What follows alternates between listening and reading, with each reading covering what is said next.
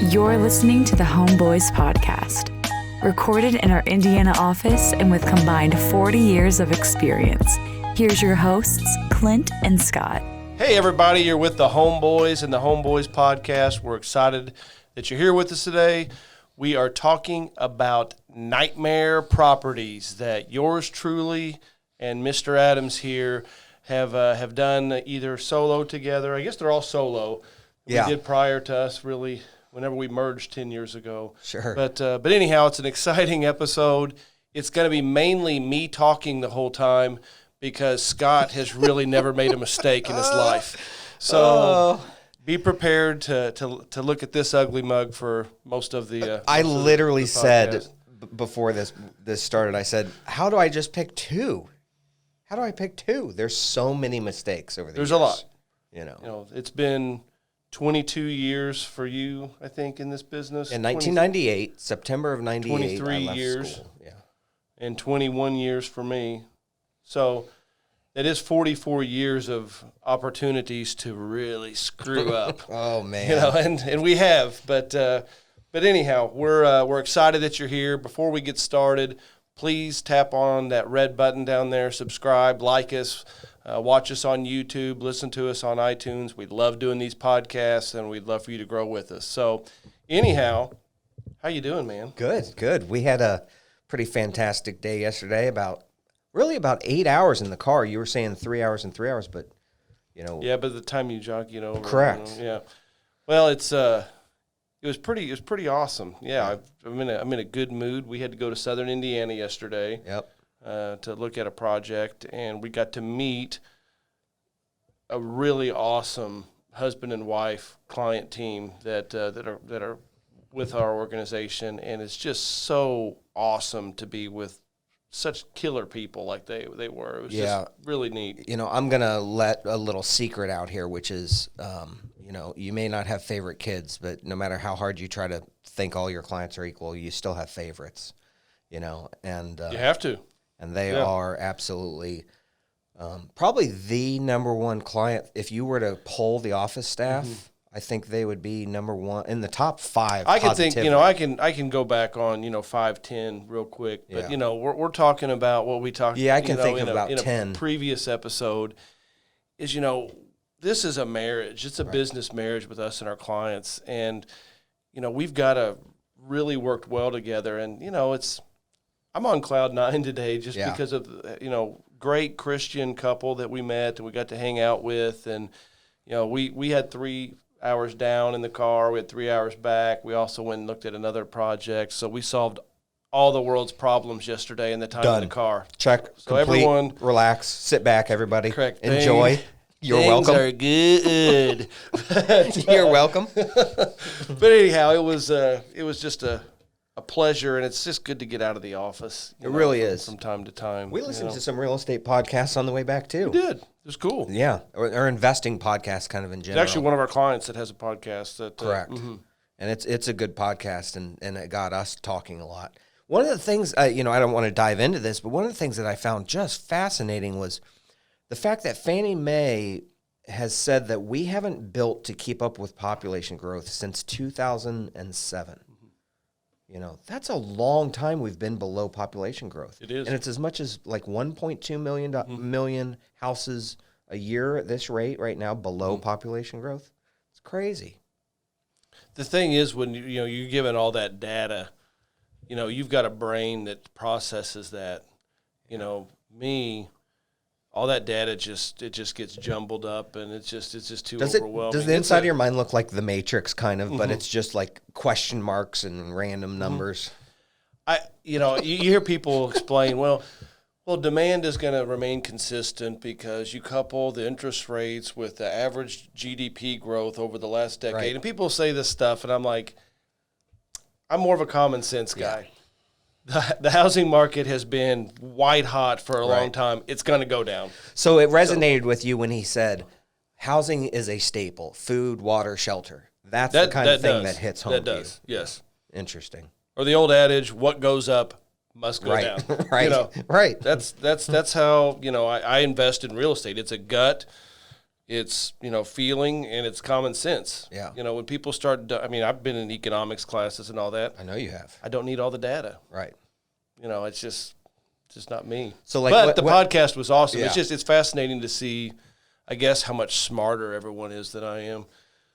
Yeah, it's people sound smarter when they say the data. Right. It's like that email I sent you the other night on our volume. There's like 7 different matrices you can calculate it by. You know, and it took me an hour just to kind of figure out where we are in volume year to date. You can look at it 70,000 different ways. But anyway, we're off topic. I think it's important to say though. For me, I think that you dumb down real estate as much as you can. It's true. Thank the good Lord, I've had some relative success in this market over 20 years. But, I try to keep it as simple as possible. But anyhow, great day with you. It was great clients yesterday. The sun is shining today in Indianapolis. I don't know. I'm in a good mood. I got a date night with my wife tonight. It's awesome. So let's bring it all back down and talk about the real screw-ups that we've done, during our career. Let's get off this positivity and let's. So where have we really messed things up? And there's so much we learn from these, and it's there's people out there that hit bumps in the road and they quit because it's tough. And I hope that as we dive into these, people realize that it's difficult no matter how you do it and no matter what bumps you come across, but you can get through these. Mm-hmm. We're going to go over just a few properties, but hell, my first 100 properties were all mistakes in a lot of ways. Genuinely, I didn't understand so much. Would you say your first 100, just because you dealt in lower dollar stuff? Correct. That was more your mistakes. I bought in so cheap that it was able to work out, obviously. But, we believe, you and I both believe that world, the numbers don't work, even in the best case scenarios, long term. Mm-hmm. And so that's why I say it was mistakes. It's not that, I did okay. I did fine. Right. But, long term, it was not the play. And that's what I was going for. I'm a long term buy and hold guy like everybody else. I think people need to realize that, they see these lower dollar properties and, they get this idea that they're going to make it work. Right. 44 years of combined experience here. Over the long term, they never work. No. They never work. We have a staff of literally, if you count our 1099 contractors, hundreds of people. We have a staff of literally, 25 plus real estate experts that work for us. Some of the best people in the industry. And there's no way we could make the low-end properties work. They don't work. They don't work. If anyone could, these people that we are blessed to have working for us could make them work, and they can't. They don't work. I always like the term, you can't polish a turd. Yeah. And it's really what so it is. True. Well, we've seen so many people pull that turd out and try to polish that sucker, and it's a circle. There's one exception to this rule, which is sometimes a neighborhood will turn on its head sometimes, and you got lucky that the neighborhood changed. We saw that with Fountain Square here in Indianapolis. Fountain Square is an example that would work across the country. There's a lot of neighborhoods like that where investors went in and tried to turn it around for 15, 20 years. It never really caught on. A lot of investors lost money trying to do it, and then finally it worked. It did. One time, But that was after 15 years of people failing at it. Oh, I remember when it was garbage. Yeah. It was garbage. Yeah. And we're not going over this property today, but you had a property there that you bought and then went to it the next day and it was torn down. Yeah, gone. The house was just gone. I had a wholesaler, come to me. It's a whole long story, but there are 2 houses right next to one another, completely full floor to ceiling with garbage. Yeah. Paid $5,000 each for the houses. So this was a long time ago. Well, stay tuned to this because keep in mind that didn't make it to our top. Yeah, they didn't make it. Yeah, go back and there's no house there. Right. But it was actually kind of a blessing probably, but because the houses were in such bad disrepair. But well, kick us off. All right. Give us one of your nightmare scenarios. All right. Well, the very first house was one of my first houses. And so it's kind of special to me because it was the first time I realized how difficult things could be if you bought in the wrong areas, regardless of the house. And so this isn't my worst, story at all, but it's one of those where it's just a tumbleweed that won't stop. It just wouldn't stop. And so I bought 3028 North Gale, still to this day, one of the worst areas in town, 30th and Sherman. It's an area. It's bad. It's bad. It's bad. And so I went through eight tenants my first year. Think about how many turns you have to do with 8 tenants. That's solid numbers, man. Yeah. And to 8. To go through 8, you have to understand, not a single one of them ever paid a penny then, that means. I mean, I don't have the I burned those books after I sold the house. I never wanted to think about it again. But, and that's just the start. That was just how it started out. From there, I decided to take it Section 8. And you should never take a really bad house Section 8 because they will hammer you to death with issues, and then you won't get paid on it because it doesn't meet their qualifications. And rightly so, they shouldn't be sending you government money on a house that doesn't. Section 8 has 2 required inspections a year. Yes. They come in and hammer you. Even if it's a brand new home, they're going to find something to get you. Right. Entitled tenants. Right. We just do very little Section 8 here. Yeah. And when those inspections don't go right, they're dragged out then because you have to get them to come out and reinspect. Correct. And then if they're not done then, that inspector's not getting you back on the schedule quickly. And so before you know it, the whole year can be gone and you have no rents again. So, 2 years in, I don't believe I'd collected a single dollar on it. And I'd rehabbed the house at this point probably, 10, 11 times? So I thought, okay, I'm going to reassess this. I'm going to put it for sale. And I'm not going to have... Keep in mind, I kept filling it because it couldn't be vacant. Otherwise... People would steal everything. Everything. Yes. And I said, you know what, I've had it, enough. I'm going to put it for sale. I put a for sale sign in the yard. The night the sale sign went in the yard and people could tell that it was vacant for sale, someone went out there and sawzawed the windows and doors out of it. Like literally just, it might have been a chainsaw, but they just literally, they didn't take them out. Like it's not that hard to take windows out. Right. And No, but they sawed into the siding. They sawed into the house. Yeah. So you literally would have to almost reframe the house. The house it's a total loss. It's just a 0 at that point. It was barely a 1, before that. So, that was a special one. Did you get anything else? I mean, they got the windows. Was there a copper? I'm sure. I don't remember the conditioner? HVAC being stolen, but this was one of those tops. You could buy them in the Sears catalog. So people don't know this. People, Sears catalog used to sell houses, and there's a lot of those, as you know, shotgun houses over there. I learned about those in Bloomington at IU. Oh, you did? Because a lot of those houses south of campus, past like Jordan and 3rd. Right. If you go in them, you're like, I've been in this house before. It's because they were buying them out of the Sears catalog, and they were the same floor plan. Right. Yeah. Well, and some of those had the furnace in the ceiling in that right off the hallway. Correct. I think that house I think I kept my furnace all this time in there because you threw them off. Right. Yeah, I hid it. They couldn't. You had to figure hide it. So hilarious. it's obviously not even close to our worst story, but it was my first war zone story where I realized, holy crap. Even if you take good care of a property and you fix it up right, you can still lose no matter what you do if you don't start with the right property in the right area. So there, you said it. Moral of the story, right property, right area. Right. There's not really a good exit strategy, especially at that time. There might be an exit strategy in this white hot market now. Even now it's tough. Yeah. But if you don't start in the right area, right, it's really hard to turn it around, period. And I'm looking back, I think to myself, you know what, that felt like it dragged out forever during it. But, trying to make a property work that long isn't, we see people do it for a lot longer. And you and I talk about all the time, when a property's bad, you got to assess it quick, rip that Band-Aid off, Correct. Move on. Because those rolling losses will always be more than your one lump sum Tear loss. you up. So, I mean, in a way, it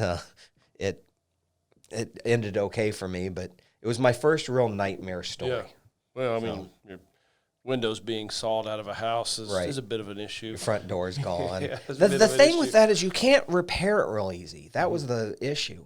Oh no, it's serious. It's serious. It's major framing damage. and Correct. work and siding. Right, it's siding. It's amazing how much Windows, damage that does. You think, okay, so you replace the doors and windows. No, I mean, you got to re-side the house. Oh, You yeah. got to put the drywall. You got to rip drywall off to reframe it. I mean, Correct. it's like an almost total loss. And of course, I insured my houses back then with Lloyd's of London, like we do now still. Mm-hmm. And so I didn't have much loss prevention on my side. It was more liability Right. risk. So, what a joy! I probably was 20. Let's see. 1999. I probably sold it in 2000, 2001. So I was like 23 or something. What an adventure.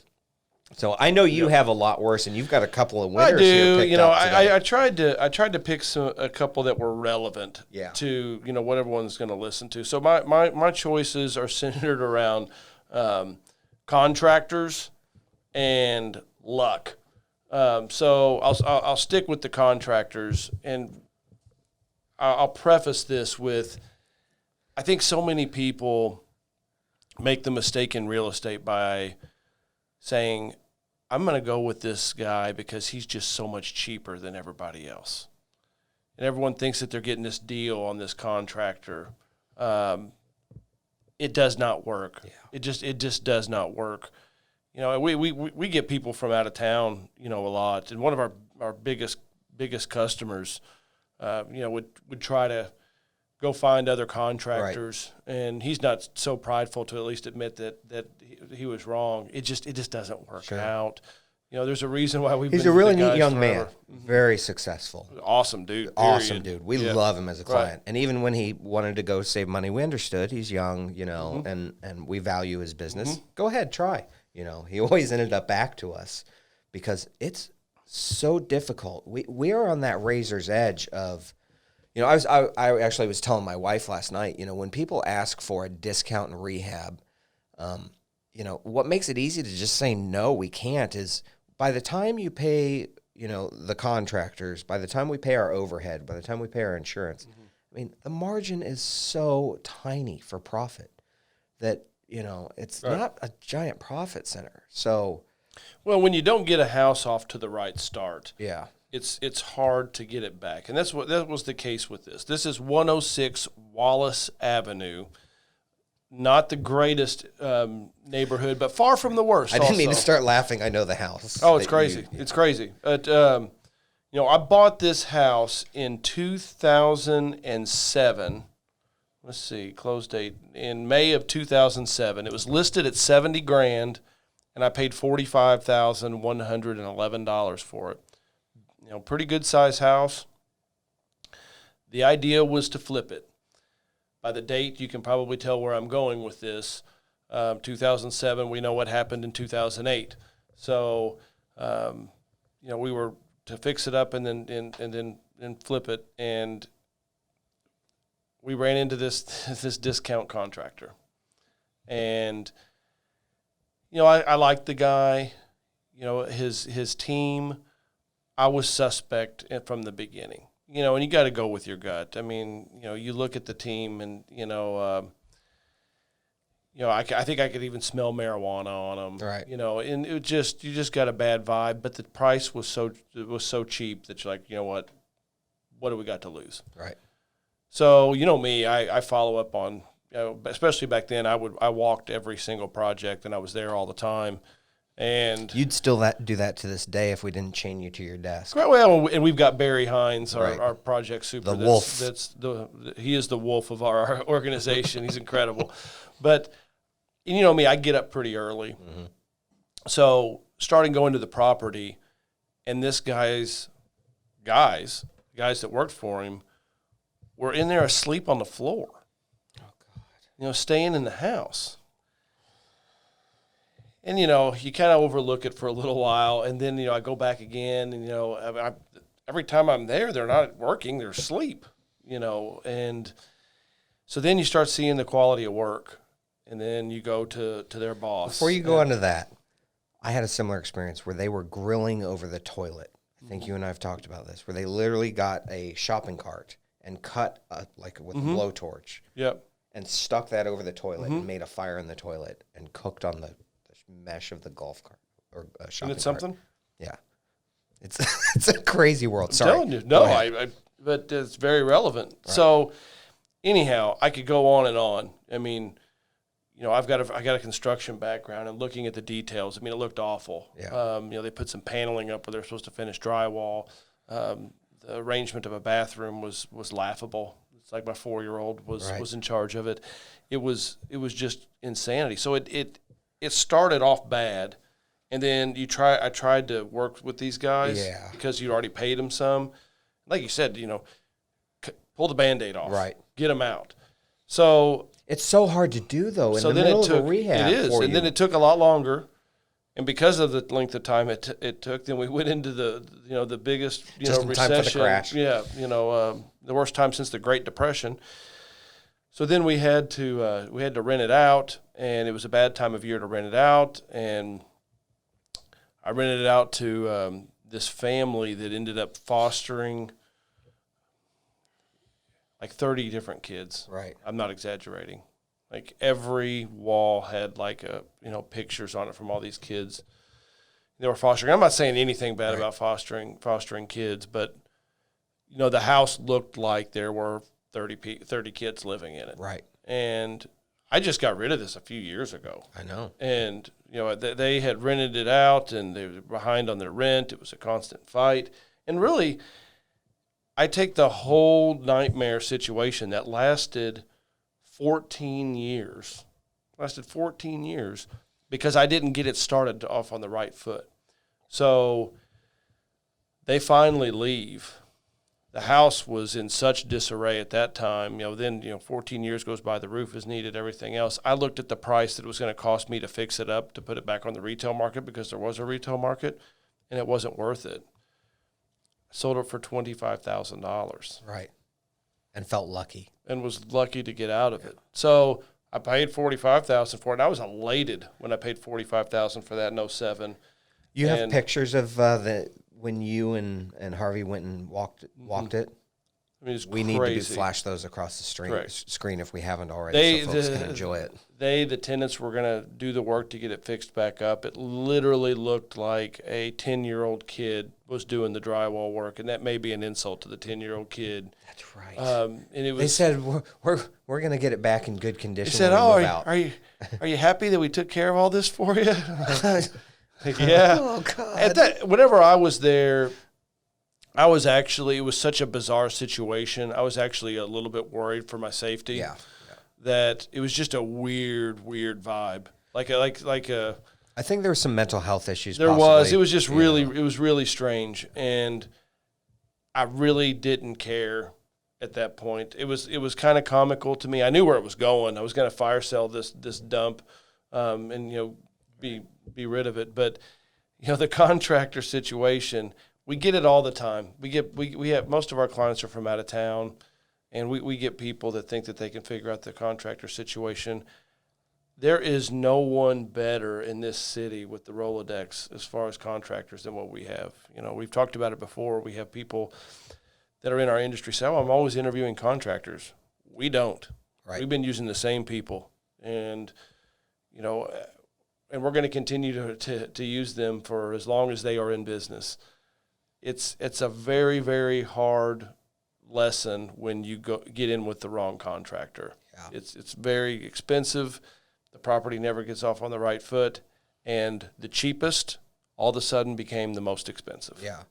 There's nothing worse than paying twice for the same thing. Right. And it's almost more expensive the second time around because they have to undo what was done wrong. Correct. So it is an absolute nightmare. And we have some clients who have some one-off properties, some smaller clients who, try to save money by, Craigslist ads and that, and get bids. Say on a tenant turn, it's $2,500, a decent sized tenant turn where, it needs paint and, some new flooring, and the tenants weren't great to the property. And they don't like that bid, which I understand. Right. We can usually make it up with damage deposit and all of those things, and there's all kinds of ways to try to get people whole. But when they start going outside and trying to find Craigslist people to save $500, it's amazing the nightmares that creates. Oh, this created 14 years of nightmare. 14 years of nightmare and just thousands of dollars in losses. Correct. Yeah. Well, let's move on. All right. Your next property. All right, so, I had some choices for the next one, but I'm going to share a little bit about property at 1368 North Keeling that I bought at sheriff sale. I know Keeling well. Yeah, and I bought it there's a couple of guys at these sheriff sales. There's the good old boys down there that we've all known each other, and they were lucky, and I was lucky enough for them to take me into their fold and back in 1998 because they're all, a generation kind of past us. Yeah. And so I shared this with one other guy from the sheriff's sale, and it was, I don't remember exactly. I believe we paid $9,000 at sheriff's sale, and it was one of those where it was like, okay, why not? $9,000, and the house was in fine condition, and that area at the time was really bad. I think it may have turned the corner. It's not horrible now. Yeah, it's not horrible. It's not horrible. It's not my ideal location. But for years, it was one of the worst, especially in the 90s, early 2000s. It was. And so there was this famous kind of podcaster, influencer, real estate guy who also fought professionally. And he was buying up junk from anyone he could. All this kind of junk, and just, I don't know what he was doing. I think he was selling it to clients, who knows what. But this house was so bad that I don't think he could even sell it to his clients. So when he asked for it, I had put a retail sign in the yard just because, flip it for $19,900 or something, just trying to, do, because I knew better than to hold something like that. Right. This was just a quick cash play because it was $9,000, why not, or whatever.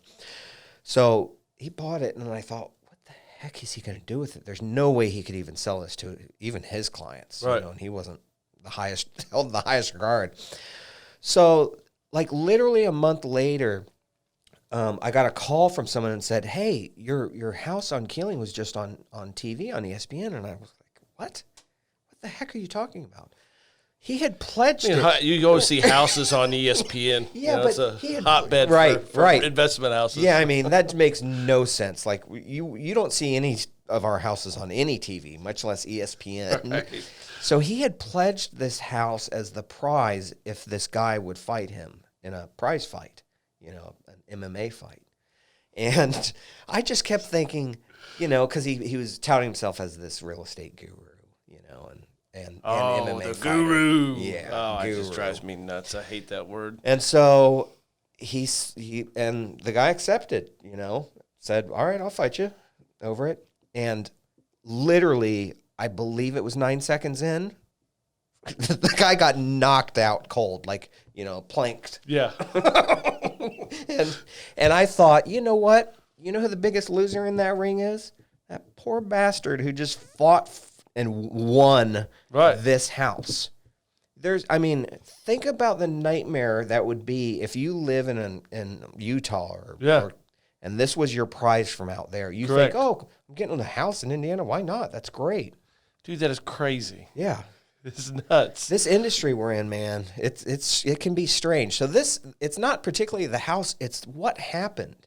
And it's another reason why you and I, even when we see deals now for real cheap that we could make a quick buck on, probably, just quick flip as they are, we don't do it. It's just, it's a mess.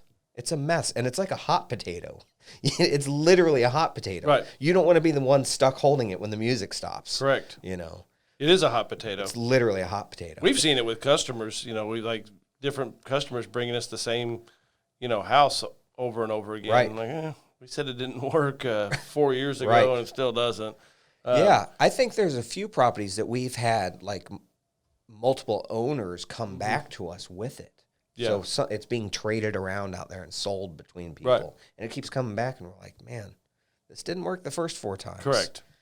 I'm sorry, but we saw that a lot with some of the fraud stuff that had happened with that group that came in, and those houses were getting kicked back and forth, and no, thank you. Yeah. I don't And so wanna can you be anywhere imagine the near- title on those? How Right. messy the Oh, title it's chain crazy. is. Crazy. So I'm looking forward to your next one because I know what it is. Yeah, this next one, 307 North Arlington. It's an interesting one. We go back. It's twofold. I said this was going to be about luck, but we also had.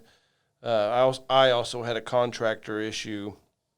I bought this in 06, and new contractor that I thought was going to be really good. It just did not work out, and I didn't get my money back. So pause though. How do you feel about this area and the property itself? Oh, area is great. Right. It's right next to where we ate lunch the other day Right. in Irvington. It's really cool area. It's on a busy street, and it's a duplex. Duplexes are nice on busy streets because the sign does a lot for Right. for marketing. So out of all of our houses, this one is in an area where we're fine. We're fine with it. Oh, this Unlike the is others. what you call your head scratcher. Right. That it should work and it's not. During the time that I owned it. But anyhow, I had a bad contractor. Got that fixed. Cost a lot of money because I had to go back and forth. Yeah. And then I put tenants in there, and this is where the luck goes in. But at the same time with luck, I also want to mention, on multifamily, everyone always thinks that duplexes are like the greatest thing in the world to get into. Keep in mind, a lot of them are, one water meter. Some of them are shared electrical. You got to be really cautious on the way it is. But anyhow, so then I get some tenants in there, and the lady that is upstairs is pretty problematic. She's calling the office a lot, complaining a lot. I'm over there cleaning up the outside with my nephews to get them to teach them work ethic. We're Right. doing some stuff that wasn't even really necessary. And she's out there complaining about the craziest of stuff. But anyhow, started getting water bills for like $1,200 a month, and we're calling the water company. We're calling plumbers. We cannot figure out for the life of us what is going on with this house. Can't figure it out. The water company said, "Well, I think that you've got a water leak somewhere." Well, I took the water usage and went to Google and found out that we went through enough water to fill the average residential swimming pool 13 times. A month. 13 times in a month. I said, if that's a water leak, then this house would be floating, down the street. So anyhow, this took months. And when I say months, I'm talking like 6 months to figure out. Finally, go there during the day, and I can hear the water running upstairs, and no one was home. Long story short, this tenant, out of spite, was running the water in 3 faucets and 2 showers around the clock out of spite. And when I say around the clock, she's in there sleeping in this house at night with 2 showers and every sink in her apartment running. Just crazy. I mean, what do you do? Unbelievable. So over $1,000 water bill. So fast forward 6 months after that, guy living downstairs, there is a small common area in the back, and then the electric bills started shooting up from $75 a month to $800 a month. And this goes on for a long time and can't figure it out. We'd go there during the day with electricians. We went there with Indianapolis Power and Light. We'd go there during the day to try to figure this out. Couldn't figure, anything out. One day, whenever I had to go over there for an appliance delivery for the upstairs. This is after the previous woman had left, and they didn't get there till like 6. And there is an excavator in the parking lot in the back. Like a bulldozer. Bulldozer, right? correct.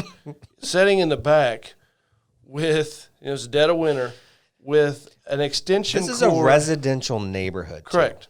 Okay. With an extension cord going into that common area and plugged in, to keep the engine battery, charged Right, because of the cold Right. weather. And, it's just, it's a head scratcher. It's